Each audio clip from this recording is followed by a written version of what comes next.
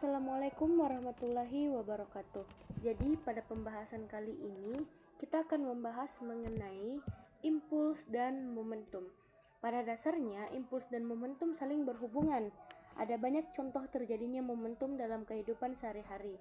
Seperti yang terlihat pada gambar, tumbukan antara bola biliar merupakan contoh dari kejadian momentum. Impuls merupakan gaya yang diperlukan untuk membuat sebuah benda tersebut bergerak dalam interval waktu tertentu, sedangkan momentum itu sendiri merupakan kecenderungan benda yang bergerak untuk melanjutkan gerakannya pada kelajuan yang konstan. Momentum merupakan besaran vektor yang searah dengan kecepatan benda. Selanjutnya yaitu impuls. Impuls didefinisikan sebagai hasil kali antara gaya dengan selang waktu, di mana satuan dari gaya yaitu Newton, satuan dari selang waktu itu second, dan satuan dari impuls sendiri itu Newton second. Untuk terjadinya impuls, selang waktu yang terjadi harus sangat singkat atau biasa juga yang disebut dengan gaya impulsif. Impuls yang dikerjakan pada suatu benda sama dengan perubahan momentumnya. Artinya, semakin besar selang waktunya yang dihasilkan, maka semakin besar pula juga kecepatan yang dihasilkan oleh benda atau semakin cepat. Begitu juga dengan gaya yang terjadi, semakin besar gaya yang diberikan, maka kecepatan benda juga akan semakin cepat. Ini adalah momentum. Momentum didefinisikan sebagai hasil kali antara massa dengan kecepatan. Momentum termasuk besaran vektor yang artinya memiliki nilai dan arah.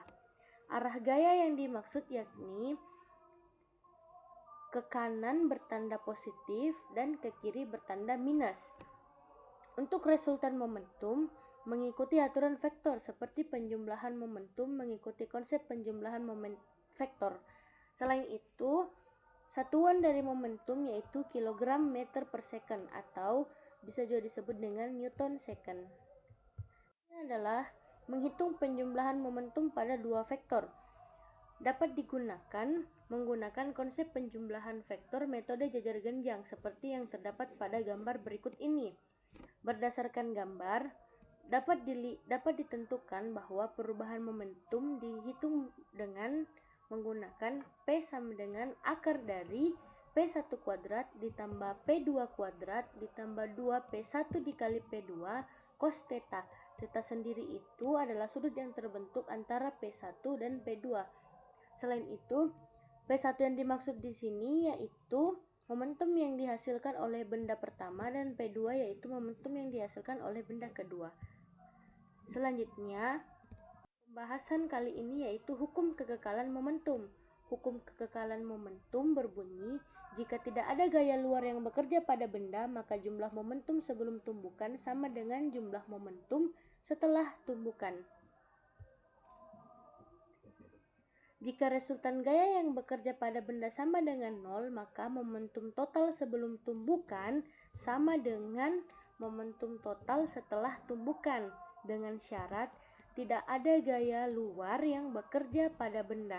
Artinya dapat dikatakan juga bahwa P1 ditambah P2 sama dengan P1 aksen ditambah P2 aksen, atau M1V1 ditambah M2V2 sama dengan M1V1 aksen ditambah M2V2 aksen.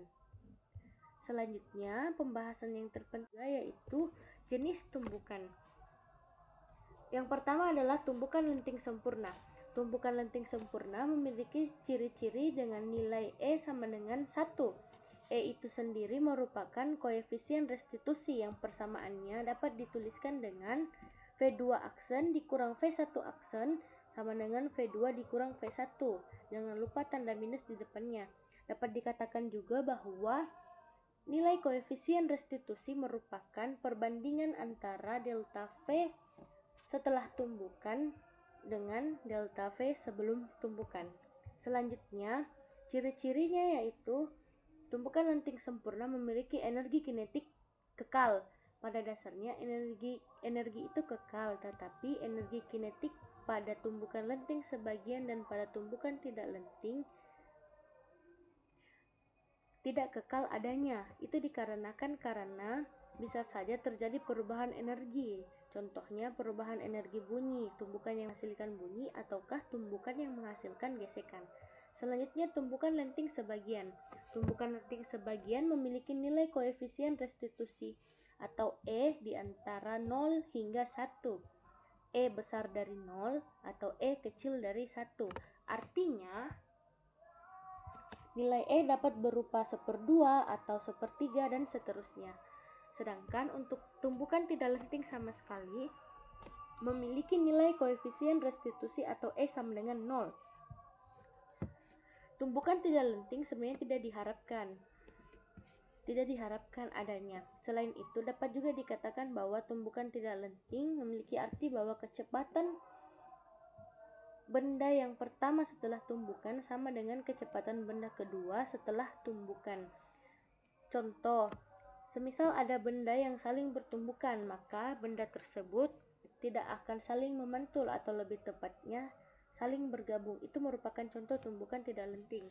Contoh lain pada kehidupan sehari-hari yaitu menembakkan peluru ke balok, maka peluru tersebut tidak terpantul melainkan bersarang di dalam balok. Demikianlah penjelasan konsep materi impuls dan momentum. Untuk memahami lebih lanjut, kalian dapat melihat contoh-contoh soal yang terdapat pada materi ajar.